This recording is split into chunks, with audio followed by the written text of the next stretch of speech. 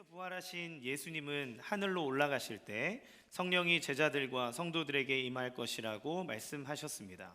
예수님의 신실한 약속에 따라 오순절이라고 하는 유대인의 아주 중요한 절기 명절에 성령이 마가의 다락방에 있는 120명의 성도들에게 임하였고, 그때 그 성령이 임함과 동시에 그들은 완전히 바뀐 변화된 삶을 살아가게 됐죠.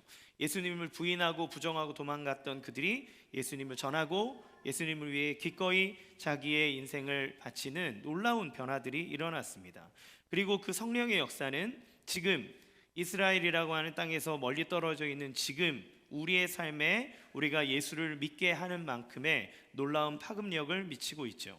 그 오순절에 임하신 성령은 불로써 나타났다고 말씀했습니다. 그 불은 우리에게 무너진 예배를 다시 일으키는 회복의 불이고, 죄로 인해 더러워진 우리의 영혼을 그리스도의 보혈로 깨끗하게 하고 연단시키는 재련의 불이고, 낙심한 사람들에게 복음의 능력을 일깨워주는 열정의 불이었습니다.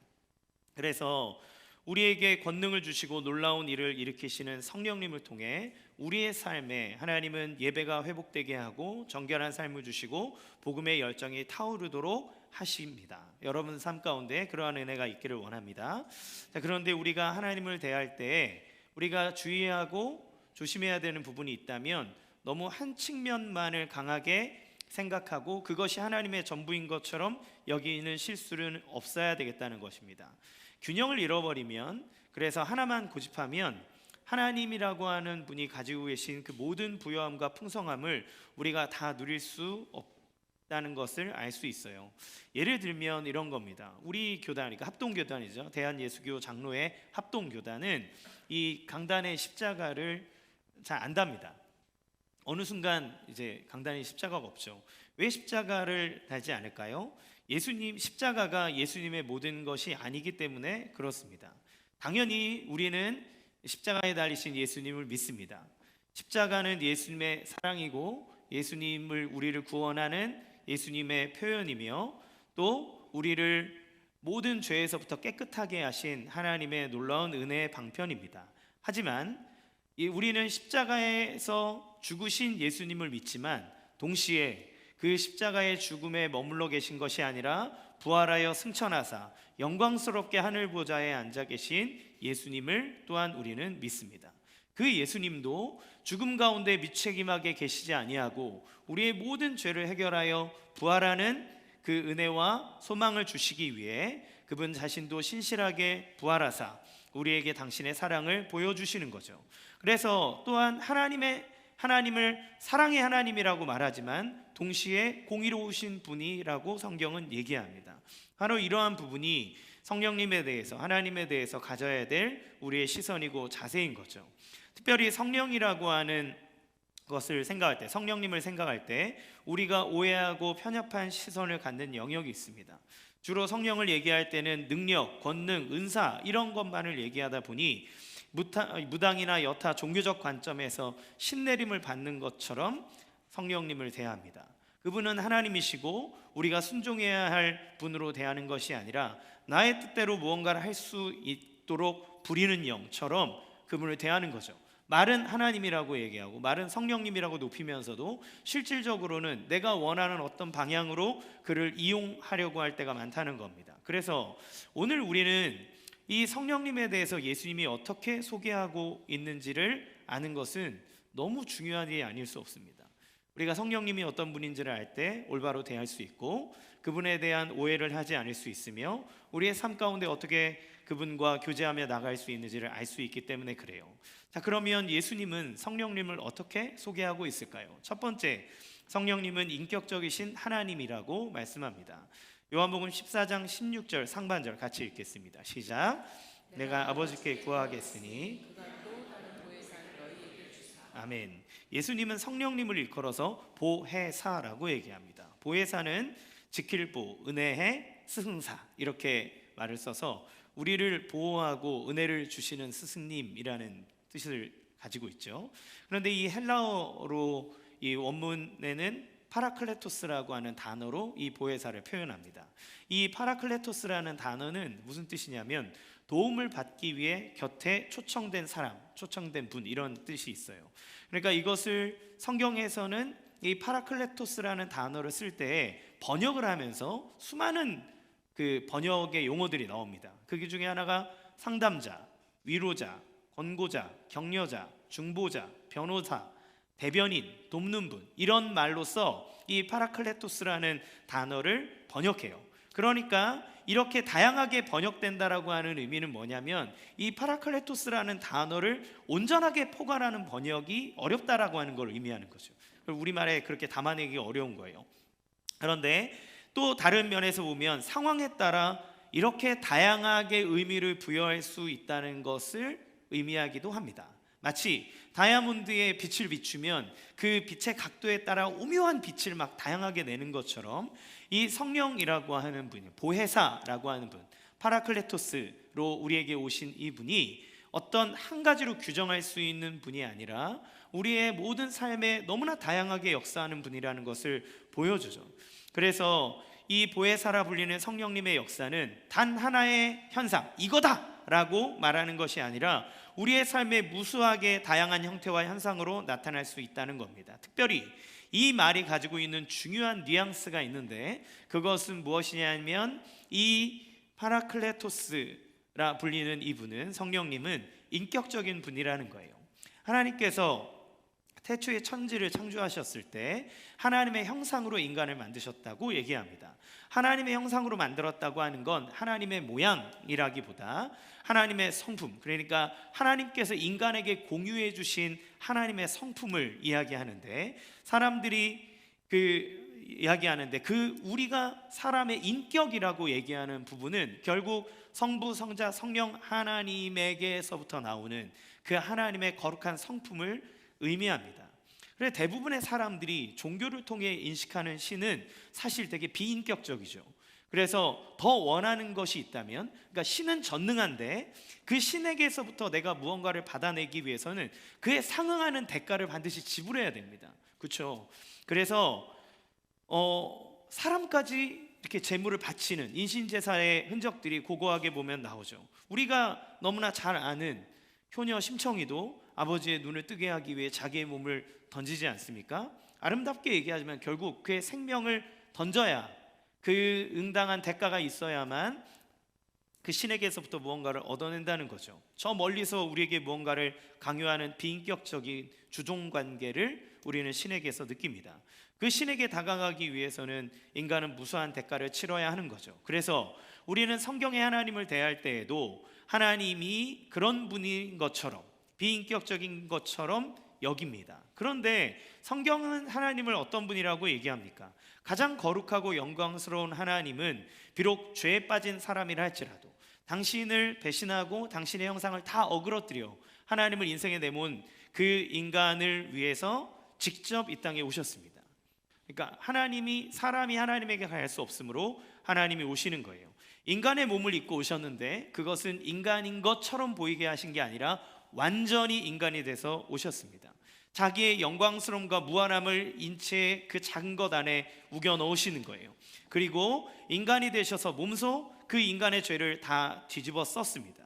그리고 우리가 받아야 될 공의로우신 하나님의 형벌을 예수님이 다 받으신 거예요. 그래서 우리로 하여금 하나님에게 갈 수 있도록 은혜를 주시는 거죠.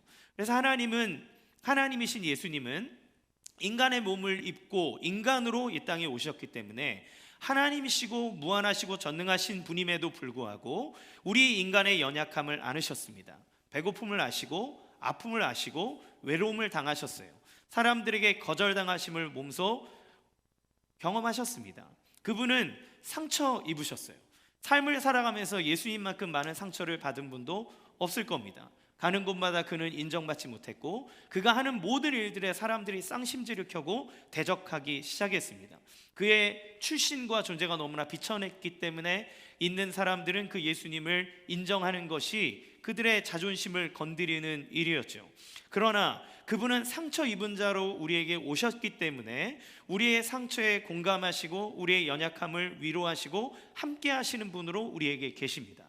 이제 예수님이 그렇게 우리를 사랑하고 우리를 공감해 주시는 예수님이 부활하셔서 하늘로 올라가시는 그때에 예수님이 성령을 보내시는 거예요. 왜 그런가요? 세상 끝날까지 내가 너희와 항상 함께 있겠다라고 하는 당신의 약속을 지키시기 위해서입니다.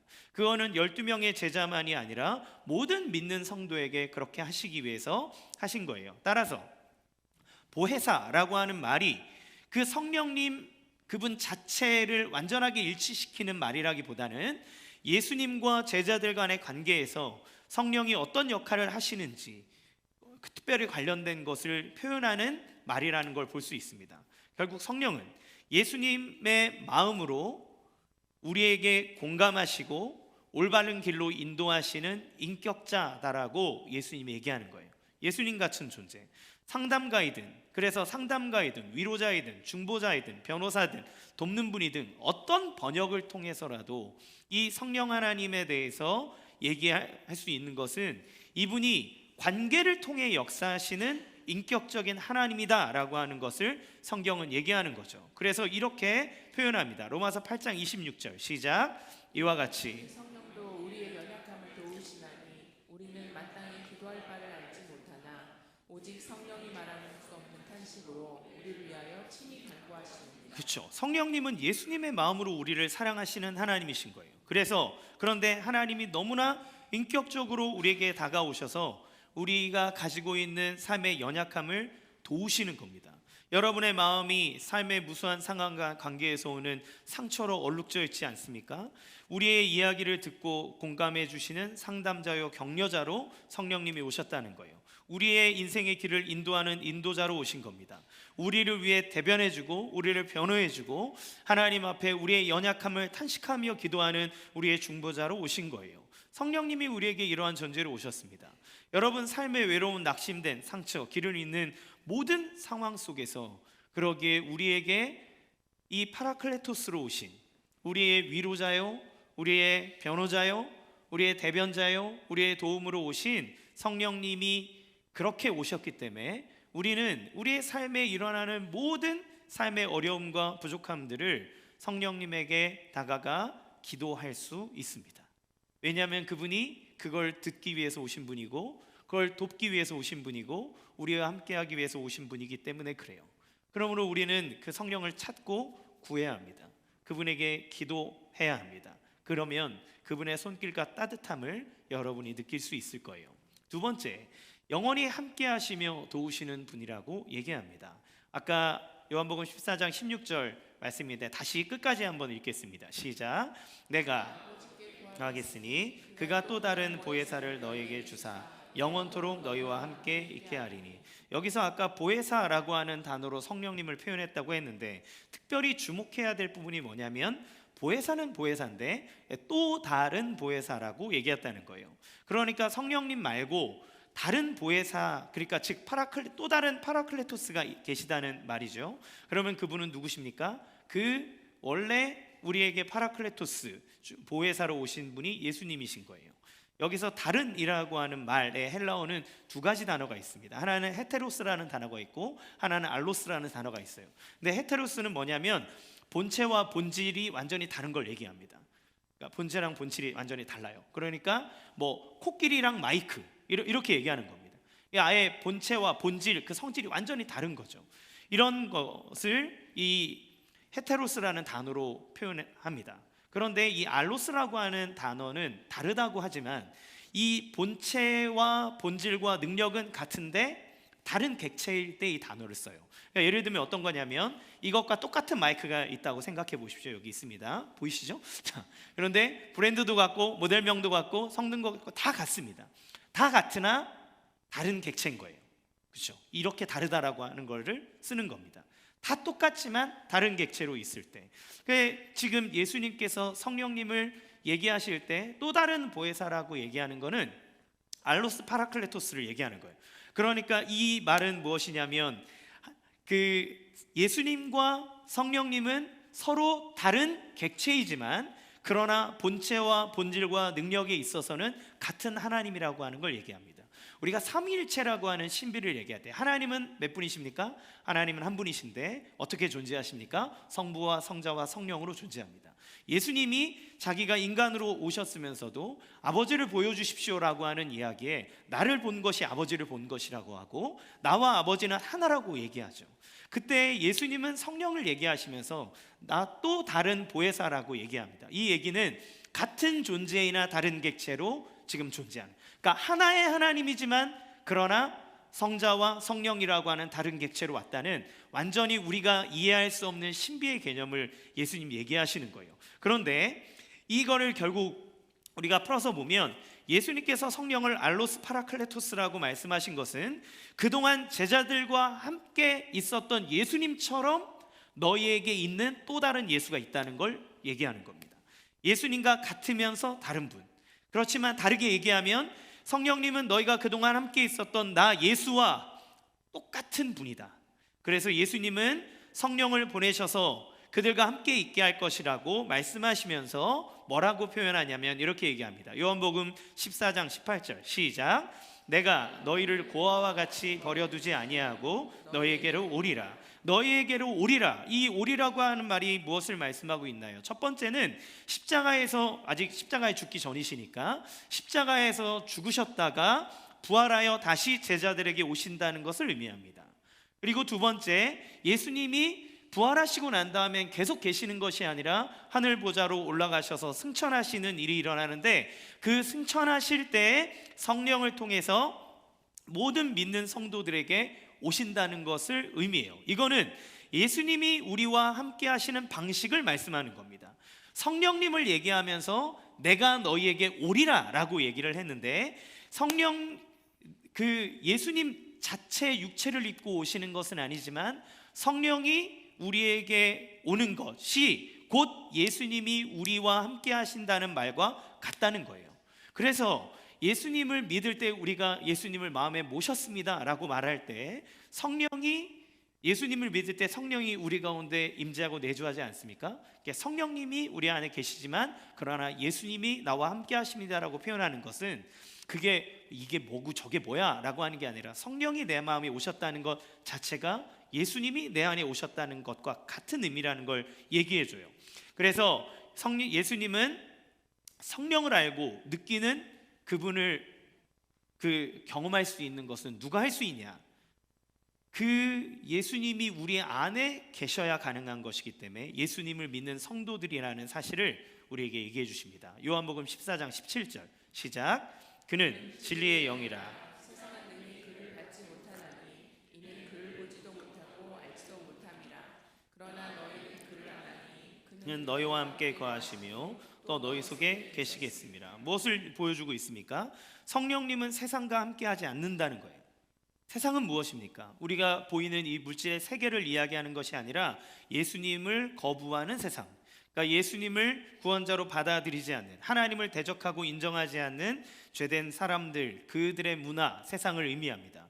여러분, 예수님이 부활하셨을 때 아무에게나 보이지 않았다는 사실을 주목해 보시면 좋겠습니다. 예수님은 부활하시면서 팍 하늘에 빛이 팍 임하면서 천사들이 나팔을 팡 하면서 예수 부활하셨다 이렇게 안 하셨어요. 아무도 보지 못하는 새벽에 그 무덤을 깨고 일어나 사람들에게 나타나기 시작하셨습니다. 그가 보인 것은 자기를 따르는 마리아와 마르다 같은 여인들에게 자기를 보내셨습니다. 자기를 따랐던 12제자에게 당신을 나타내사 친히 계시하셨습니다. 주님을 따랐던 500명의 형제에게 일시에 보이사 자기의 부활함을 사람들에게 보이셨습니다. 그리고 그들을 통해 예수님의 부활하심이 세상에 증거되도록 하셨죠. 세상을 사랑하고 주님을 올바르게 보지 않는 이들에게 주님은 당신을 드러내지 않으십니다. 그런 것처럼 세상을 사랑하고 예수님을 나의 주님으로 나의 구원자로 받아들이지 않는 사람들은 성령을 알 수도 없고 느낄 수도 없습니다. 그저 어떤 종교에서 일어나는 그런 영적인 존재로만 그냥 생각하고 아니면 뻥이든 어떤 현상으로만 여길 수 있겠죠. 그런데 성령 없이는 부활하신 예수님을 알 수도 없어요. 왜냐하면 영적으로 죽었기 때문입니다. 살아있지 않으면 부활하신 예수님을 받아들일 수가 없어요. 요한복음 14장 19절 같이 읽겠습니다. 시작. 조금 있으면 세상은 다시 나를 보지 못할 것이로되 너희는 나를 보리니 이는 내가 살아있고 너희도 살아있겠습니다.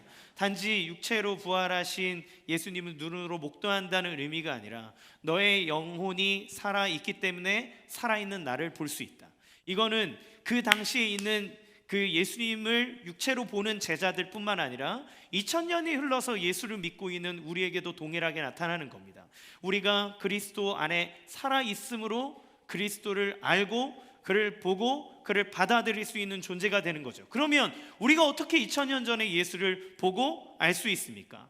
예수님께서 제자들에게 오셔서 함께 하시고 먹고 마시며 능력을 베풀어 주셨듯 성령님이 우리와 함께 거하시는 분이기 때문에 그렇습니다. 그 성령님이 예수님, 성령 안에서 우리가 예수님을 알고 성령 안에서 예수님을 받아들일 수 있는 존재가 되는 거예요. 무엇이 먼저인지 말할 수 없을 만큼. 그래서 우리는 우리의 의지로 예수님을 받아들였다, 내가 예수님을 믿었다라고 얘기하지만 여러분 의지로 예수를 믿을 수 있습니까? 여러분 2000년 전에 일어난 이 사실이 여러분의 삶과 여러분의 인생에 영향을 미친다고 이성적으로 판단할 수 있습니까? 아니요, 절대 그럴 수 없습니다. 그게 이성적으로 되면 그 사람은 저는 단연코 미친 분이라고 말씀드리겠습니다. 우리가 어떻게 그거를 인정할 수 있나요? 그런데 우리는 그것이 받아들여지고 믿어지고 우리의 삶 안에 들어와 있다는 겁니다. 왜 가능합니까? 성령께서 우리 안에 역사하사 우리가 살아있음으로 그분을 받아들이는 거예요. 그래서 사실은 내 의지와 내 노력과 내 마음으로 예수를 받아들였노라고 느껴지지만 실상은 성령께서 우리를 중생케 하심으로 예수를 받아들이게 하심으로 우리가 그분을 믿을 수 있게 된다는 겁니다. 그래서 성령님은 또 다른 예수님으로 우리에게 오시어 함께 하시는 분입니다. 이것이 무엇을 의미하나요? 우리가 복음서를 읽으면서 부러워하는 건 예수님의 제자들 너무 좋겠다, 예수님과 함께 하니까 이런 은혜와 이런 능력들을 경험하는구나 라고 하면서 그 제자들을 부러워하지 않습니까? 그런데 그 부러워하는 일들이 성령이 함께하는 사람에게 동일하게 일어날 수 있다라고 하는 걸 의미해요. 예수님의 제자들이 풍랑을 만날 때 그 배에서 막 두려워 떨었지만 예수님이 함께하사 예수님이 그 물을 명하시니 파도를 명하시니 풍랑이 잔잔해질 수 있었습니다. 그것처럼 우리가 인생의 풍랑에 정신을 못 차릴 때에 나와 함께 하시는 성령님이 역사하시면 우리 안에 그 풍랑 속에서도 잔잔함을 누릴 수 있고 평안을 누릴 수 있고 또 주님이 원하시면 그 모든 인생의 역경을 잔잔하게 하실 수 있습니다. 먹을 것이 없을 때에도 예수님을 의지할 때 보리떡 5개 물고기 2마리라고 하는 이 보잘것없는 것으로 5,000명을 먹이시는 역사를 그들이 보았죠. 그런 것처럼 내가 가지고 있는 것이 보잘것이 없고 내가 내 인생을 살펴봐도 능력이 없는 것 같고 부족해 보인다 할지라도 내가 그분께 붙들리고 그분께 들리면 하지 못할 일이 없다는 것을 성경은 증언합니다.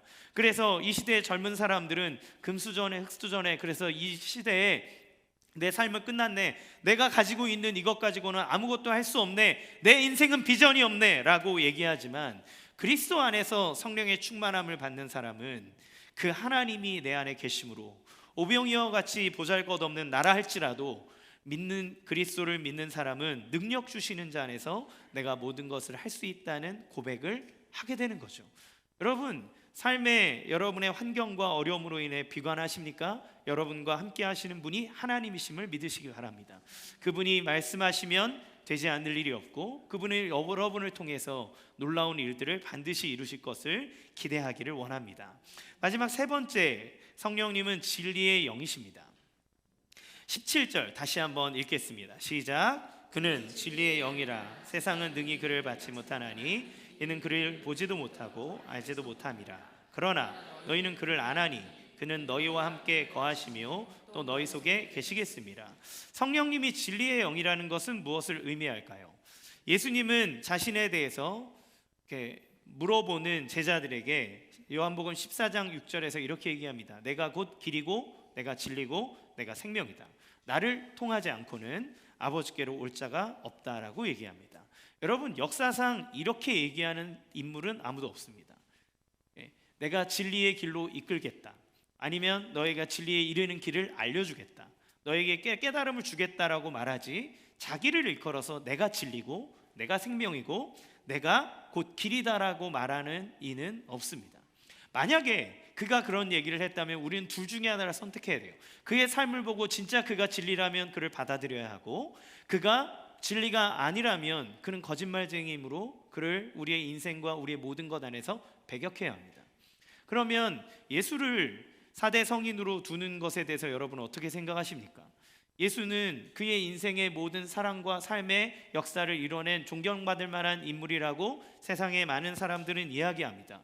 그런데 만약에 예수가 내가 진리고 내가 길이고 내가 생명이다 라고 하는 말에 대해서 그를 인정한다면 이 말 또한 우리는 인정해야 할 거예요. 예수님은 사람의 살아가는 길 동안 하나님에게 이르는, 사람이 온전해지는, 사람이 구원을 얻는 그 죄를 씻을 수 있는 유일한 길이 바로 자기라고 이야기했습니다. 자기를 통하지 않고는 아버지께로 갈 자가 없다고 얘기하는 거예요. 그것처럼 예수님은 그 진리 자체입니다. 예수님과 똑같은 보혜사이신 성령님은 뭐라고 얘기하냐면 예수님이 그는 진리의 영이라고 얘기해요. 그러면 예수님이 진리고 성령님이 진리의 영이라면 이 성령님은 어떤 역할을 하시는 걸까요? 성령님은 진리이신 예수님을 증언하는 분입니다. 요한복음 15장 26절 같이 읽겠습니다. 시작. 내가 아버지께로부터 너에게 보낼 보혜사 곧 아버지께로부터 나오시는 진리의 성령이 오실 때 그가 나를 증언하실 것이요. 예수님은, 성령님은 예수님을 증언하는 분으로 오신 거예요. 그러니까 우리가 예수님을 믿고 받아들이고 예수님을 이해하고 그분을 인정하도록 우리 가운데 역사하는 영이라는 겁니다. 예수님은 세상에 오실 때 성부 하나님의 영광을 위해서 온전하게 순종하셨습니다. 율법의 모든 요구를 하나님의 뜻대로 이루셨고 하나님의 뜻대로 우리의 죄를 대신하여 죽으심으로 우리를 구원하셨습니다. 성부 하나님의 뜻대로 오셨고 성부 하나님의 뜻대로 율법의 요구를 이루셨고 성부 하나님의 뜻대로 죽으셨고 성부 하나님의 뜻대로 부활하사 그 모든 일들을 통해 성부 하나님께 영광을 올려드렸어요. 그러면 성령은 어떻게 역사하시나요? 성령은 바로 성자이신 예수님을 나타냄으로 예수님 하나님께 영광을 올려드립니다. 우리가 왜 신앙생활을 하면서 예수님의 이름을 높이고 예수님을 찬양하고 예배합니까? 하나님께서 예수 그리스도 이외에 구원받을 다른 이름을 주신 적이 없기 때문에 그렇습니다.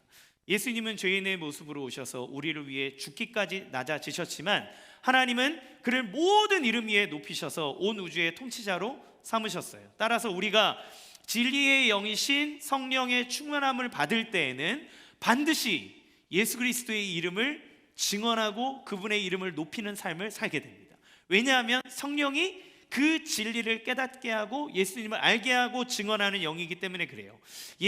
성령으로 충만하다라고 하는 건 예수의 이름을 위해서 삶을 변화시키는 생활을 하게 된다는 걸 의미합니다. 그래서 예수님이 승천하시고 성령이 우리에게 임하여도 우리가 성령을 강조하는 게 아니라 예수 그리스도의 이름을 계속 강조하고 예수의 이름을 전하는 것은 성령이 예수님을 나타내고 예수님을 높이는 영이시기 때문에 그래요. 이것이 삼위일체 되신 하나님의 존재 방식입니다. 모든 우주를 창조하시고 위대하신 분이지만 한 분이신 하나님은 서로에게 겸손하시고 서로를 높이시기를 주저하지 않으십니다. 그래서 성령 충만하면 성령님을 높이는 게 아니라 예수님을 높입니다. 성령으로 충만하면 예수님을 사랑합니다. 예수님을 따릅니다. 예수님을 닮아갑니다. 그리고 그것이 하나님의 방식이기 때문에 성령에 충만한 사람은 자기의 인생에 돌아가는 모든 과정들을 성령을 따릅니다. 예수님을 닮아가게 돼요. 그래서 여러분 성경에 뭐라고 얘기합니까? 아내들아 내 남편에게 복종하라고 말합니다. 남편들에게는 뭐라고 얘기합니까? 너의 아내를 사랑하기를 예수님이 교회를 위해 죽기까지 하신 것처럼 그 아내를 죽을 것처럼 사랑.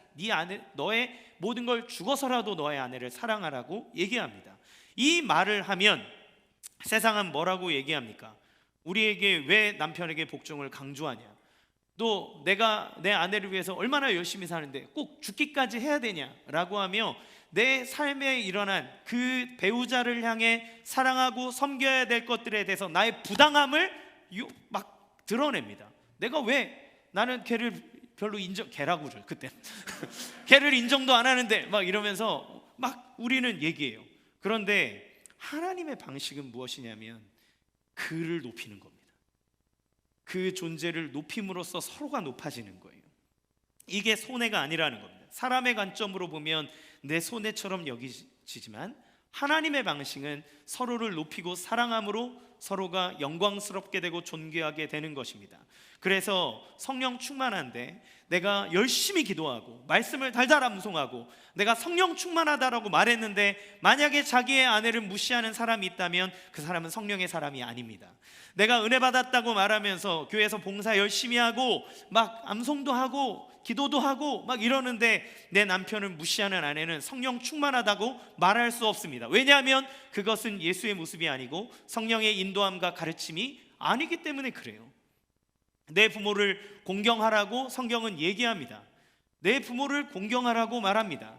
그런데 나는 부모님에게 상처받고 나는 이런 게 섭섭하고 저런 게 힘들고 그런데 내가 어떻게 그 부모를 공경합니까? 그럼에도 불구하고 우리의 위에 되신 부모님을 공경하는 것이 하나님의 방식이고 그분의 질서고 그분의 역사하시는 것이므로 우리는 그렇게 살아갈 수 있는 거예요. 따라서 성령님은 진리의 영으로서 진리이신 예수님을 증언하고 우리의 삶에 예수님의 형상이 온전히 나타나도록 지도하십니다. 격려하십니다. 책망하십니다. 가르치십니다. 인도하십니다. 그래서 성령의 모든 열매는 예수님을 온전히 닮아가는 삶의 표준이 되는 거예요. 이번에 저희가 작년 9월 달부터 올해 이제 7월까지 지난주까지 해서 제자 훈련을 마쳤습니다. 너무 훈련 마친 모든 분들을 주님의 이름으로 축복합니다. 그런데 훈련하면서 간증을 쓰셨는데 오늘 설교와 딱 닿는 부분이 있어서 함께 간증을 나눠 보려고 합니다. 우리 동현 형제가 쓴 글이에요. 그래서 본인이 모태신앙으로 30년 넘게 교회를 다녔지만 자기는 거듭남도 모르고 예수님을 훌륭한 분으로만 알았지 구주 되심과 주님이심을 알지 못했다고 그가 고백합니다. 왜냐하면 자기는 젊고 젊어서 좋겠다. 자기는 젊고 자기의 인생은 평탄했고 그리고 그렇게 나쁘지 않는 삶을 살았기 때문에 그닥 예수님이 별로 자기 인생에 필요하지 않았다는 거예요. 그런데 말씀을 배워가며 훈련을 하다 보니 2000년 전의 인물인 그 예수가 자기의 삶에 생생하게 살아있음을 알게 되고 느끼게 되었노라고 간증을 했습니다. 제가 읽어드리겠습니다. 한 부분입니다. 그러던 어느 날 제가 훈련을 받으면서 문득 예수님을 인격적으로 만나보고 싶다는 생각이 들었습니다. 명확한 계기가 있는 것은 아니지만 매주 성경 말씀을 암송할 때 그런 생각이 들었습니다. 예수님은 우리의 연약함을 동정하지 못하시리가 아니요 모든 일에 우리와 똑같이 시험을 받으시니로되 죄는 없으시도다. 히브리서 4장 15절. 우리는 구원하시되 우리가 행한 바 의로운 행위로 말미암지 아니하고 오직 그의 긍휼하심을 따라 중생의 씻음과 성령의 새롭게 하심으로 하셨느니라. 디도서 3장 5절. 그러므로 우리가 긍휼하심을 받고 때를 따라 돕는 은혜를 얻기 위하여 은혜의 보좌 앞에 담대히 나아갈 것이니라. 히브리서 4장 16절. 이 말씀들을 암송할 때 제 마음이 이상해졌습니다. 앞에서 말한 것처럼 2000년 전의 역사 속 인물인 예수님인데 그래서 사랑한다는 고백이 어렵다고 생각한 나이인데 이상하게 말씀을 암송할 때마다 감사가 넘쳤고 예수님의 사랑이 느껴졌습니다. 분명 프린트된 글자를 읽고 암송할 뿐인데 제 마음에 감동이 밀려왔습니다. 이 마음이 무엇인지 확인할 필요는 없습니다. 예수님의 사랑을 제가 온몸으로 느끼고 그 사랑의 은혜에 감사해서 감격한 마음이 확실했습니다. 한 번 더 소름이 돋았던 것은 제가 이 마음을 억지로 가지거나 어떤 수련이나 행위를 통해 얻어진 게 아니라는 겁니다. 그저 매번 읽었던 글자였던 성경 말씀을 암송하고 묵상했는데 그날 특별한 마음을 제게 주신 성령님의 역사라는 것입니다. 예수님이 말씀이다라는 세상의 논리로 이해되지 않는 말씀이 제게 체득된 순간이며 세상의 논리와 이성에만 매몰된 저의 특성에 맞는 아주 섬세하고 인격적인 방법으로 자신을 알려주신 예수님의 은혜였습니다. 우리 동현 형제님이 처음에 면접하면서 훈련을 시작할 때 본인이 아주 극이성주의자라고 하는 것을 얘기했습니다. 자기의 마음이 이거를 받아들여지지 않으면 이게 마음이 안 가는 거죠. 그가 모든 이성과 자기의 궁금증을 가지고 예수님 앞에 나오고 했을 때 저의 가르침의 탁월함이 아니라 성령께서 그의 마음에 예수님을 증거하시고 보여주시고 알려주신 것.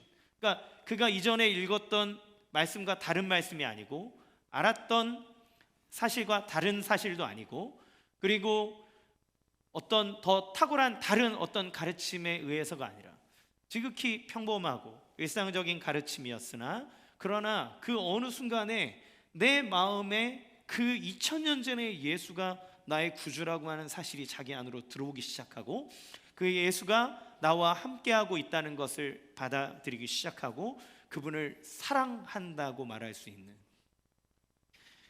이 이상하고 신비하고 놀라운 일이 형제에게 일어나는 거죠. 무엇을 보여줍니까? 진리의 영이신 성령님은 우리에게 진리 되신 예수님을 온전하게 증언하신다는 거예요. 여러분, 어떤 분이 제자 훈련을 얘기할 때 한 걸음 한 걸음 주님 앞에 쌓아 나가는 고행의 길, 득도의 경지에 오르는 것처럼 묘사하는 것을 봤습니다. 저는 그 말에 동의하지 않습니다.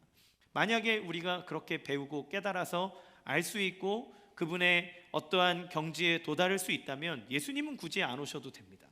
그러나 우리가 그렇게 할 수 없기에 예수님은 오셨고, 예수님이 승천하면서 성령을 우리에게 보내신 것은 하나님이 우리에게 오시지 않고서는 우리가 하나님에게 갈 방법이 없기 때문에 그래요. 그래서 제자 훈련의 시간은 고행으로 한 걸음 한 걸음 경지에 오르는 시간이 아니라 진리의 영으로 나에게 오신 성령님께 나 자신을 맡기는 시간입니다. 그분께 나를 맡김으로 그분이 나에게 증언하시고 알게 하시고 깨닫게 하시고 체득하게 하시는 예수님을 경험하는 것, 그 동행하는 것을 연습하는 시간인 거죠. 여러분 안에 그러한 은혜와 그러한 능력과 그러한 신비한 체험이 여러분 안에 있기를 주님의 이름으로 간절히 축원합니다. 마지막으로 그러한 성령님의 도우심을 어떻게 받으며 살아가는가라고 하는 부분을 아주 간단하게 나누겠습니다. 첫 번째, 성령님이 세상 끝날까지 우리와 함께 하신다는 사실을 믿어야 합니다. 그분은 영이기에 우리의 눈에 보이지 않지만 존재합니다. 공기와 바람, 그 모든 것이 우리의 눈에 보이지 않아도 있는 것처럼 확실히 계십니다. 그래서 성경은 이렇게 얘기합니다. 믿음이 없이는 하나님을 기쁘시게 할 수 없습니다. 따라서 하나님께 나아가는 자는 반드시 그가 계신 것과 그가 자기를 찾는 자들에게 상 주시는 이심을 믿어야만 한다라고 얘기하죠. 그래서 우리가 이걸 믿지 않으면 의지할 수 없어요. 그렇죠? 믿지 않는데 어떻게 의지합니까? 안 계신다고 생각하는데 어떻게 그를 찾아갑니까? 여러분 당장 어려운 일, 여러분의 마음을 두렵게 하는 일이 생기면 어떻게 하십니까? 우리는 대부분 그 두려움이 우리의 마음을 움직이고 그 두려움이 우리의 인생을 잠식하도록 그 두려움에게 나 자신을 맡깁니다. 그리고 열심히 내 힘으로 해결을 하려고 애씁니다. 그런데 만약 성령님이 계시고 성령님이 나를 위해서 존재하는 분이라는 것을 믿는다면 우리는 그분에게 도움을 요청할 수 있습니다. 기도할 수 있고 그분에게 다가갈 수 있고, 그래서 두려움이 내 인생을 누르지 않도록 우리의 모든 두려움을 다 걷어주시는 하나님의 은혜와 사랑을 누릴 수 있으며 능력 주시는 자 안에서 모든 걸 할 수 있는 새 힘을 얻을 수 있습니다. 그 은혜를 누리기 원합니다. 두 번째, 예수님을 향한 사랑에서 나오는 순종의 삶을 살아야 합니다. 요한복음 14장 21절 같이 읽겠습니다. 시작. 나의 계명을 지키는 자라야 나를 사랑하는 자니 나를 사랑하는 자는 내 아버지께 사랑을 받을 것이요 나도 그를 사랑하여 그에게 나를 나타내리라. 우리가 예수님을 믿어 구원에 이르는 것은 값없이 얻는 온전한 은혜입니다. 우리가 아무것도 할 게 없어요. 그분이 우리를 구원하시는 데 대해서 내가 할 수 있는 것은 없습니다. 그러나 내가 하나님 예수님을 믿어 구원에 이르렀다면 하나님의 자녀로 살아갈 때 하나님의 자녀로서의 혜택과 능력과 풍성함을 누릴 수 있는 비결은 그와의 긴밀한 관계 속에 나오는 풍성한 교제 안에서 가능합니다. 여러분, 자녀가 부모와 대판 싸우고 문을 팡 닫고 들어가 걸어 잠그고 있으면 자기의 자존심은 지킬 수 있을지 모르지만 엄마가 주시는 맛있는 밥은 먹을 수가 없습니다. 부모님에게서 나오는 충분한 용돈의 재정의 흘러들임을 받을 수 없습니다. 그는 그 방에 고립되어져서 그냥 자기 혼자의 마음을 삭히고 있는 거예요. 그렇다 그래서 부모 자식 간의 관계가 없어지는 건 아닙니다. 그러나 그 교제가 끊어지면 그 부모님으로부터 오는 그 사랑의 부요함과 풍성함을 받을 수가 없는 거예요. 그와 같이 우리가 구원받은 하나님의 자녀로 살아간다 할지라도 하나님의 말씀에 순종하지 않고 하나님의 뜻을 따르지 않으면 그러면 그 하나님께로부터 오는 모든 부요함을 절대 누릴 수가 없습니다. 내가 죄를 가지고 살아가면서 하나님이 내 삶 가운데 역사할 것들을 기대하는 건 방문을 걸어 잠그고 있으면서 그 자리에 갑자기 먹을 것이 생기는 것을 바라는 것과 같은 겁니다. 문을 열지 않으면 그런 일은 일어날 수 없습니다. 교제의 끈, 그 나의 잘못을 인정하고 주님께로 나오는 순종의 삶을 살아가지 않는다면 우리가 그 은혜를 체험하지 할 수 없다는 것을 기억하시기 바랍니다. 그래서 세 번째, 성령님을 따르는 습관을 가져야 합니다. 갈라디아서 5장 16절 같이 읽겠습니다. 시작. 내가 이르노니 너희는 성령 따라 행하라. 그리하면 육체의 욕심을 이루지 아니하리라. 예, 우리는 죄를 짓지 않기 위해서 죄에 집중하고 죄를 짓지 않으려고 산다면 그것처럼 불쌍하고 그리고 힘든 일은 없을 겁니다. 왜냐하면 죄는 보면 볼수록 하고 싶어지고 보면 볼수록 끊어내기 어려운 것이 죄이기 때문에 그래요. 그러나 우리가 인생에 따라갈 목표와 비전이 분명하면 그것을 바라보면 어느덧 모르게 우리의 삶에 불필요한 것들은 다 걷어져 있는 모습을 보게 됩니다. 내가 가야 할 방향이 분명하고 본받아야 될 분이 분명하면 그것을 보고 갈 때 내가 필요 없는 것들은 제낍니다. 이것들은 불필요하다 그래서 쳐다보지 않습니다.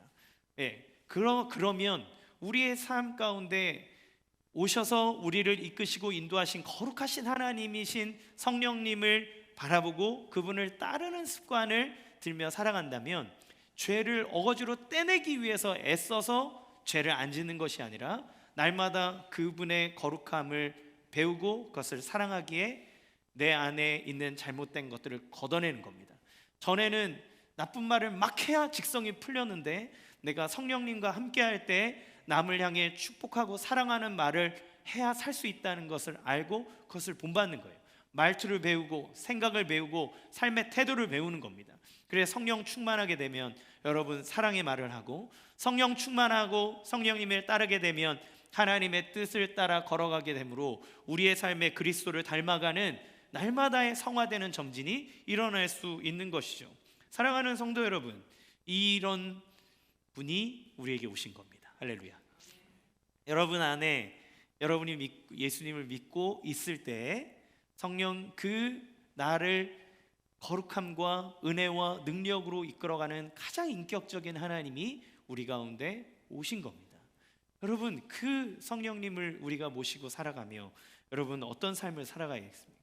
그분을 따르고 사랑하며 그분에게 우리의 인생을 맡기는 겁니다. 그분이 계심을 믿고 끝없이 구하고 찾을 때 하나님께서 우리 가운데 주시는 그 모든 부요함과 풍성함을 누리게 될 줄로 믿습니다. 날마다 우리와 함께 하시며 진리 되신 성령 안에서 하나님 주시는 부요한 은혜와 풍성함을 누리는 우리의 삶이 되기를 주님의 이름으로 간절히 축원합니다. 이 시간 함께 찬양하겠습니다.